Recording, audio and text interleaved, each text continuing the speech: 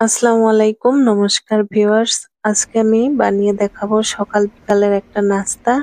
তো দেখুন কিভাবে বানাই।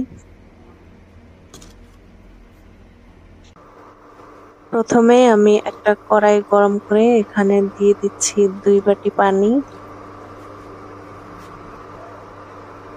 তারপর দিয়ে দিলাম 1 চামচ পরিমাণ তেল। দিয়ে দিলাম আধা চা চামচ লবণ।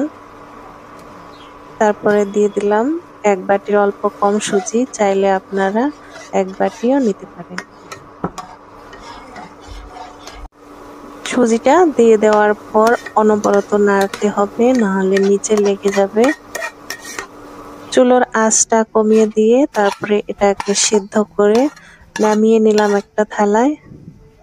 এখন এটাকে অল্প ঠান্ডা করে তারপরে এখানে মিক্স করব অল্প ময়দা।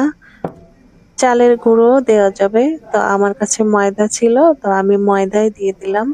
দিয়ে দেব এখন আমি জিরা আর ধনিয়া গুঁড়া একসাথে মিক্স করা, তার জন্য 1 চামচই দিলাম। এখন আমি দিয়ে দেব শুকনো লঙ্কা গুঁড়ো 1 চা চামচ।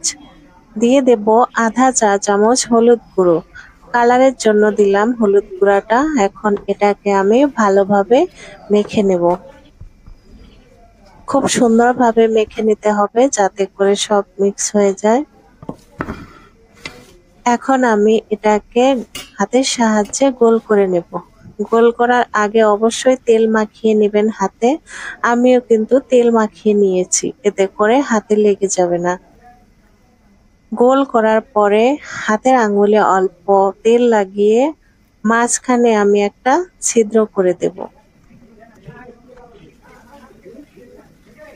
আরো একটা বানিয়ে দেখিয়ে দিচ্ছি, দেখুন কিভাবে বানাই।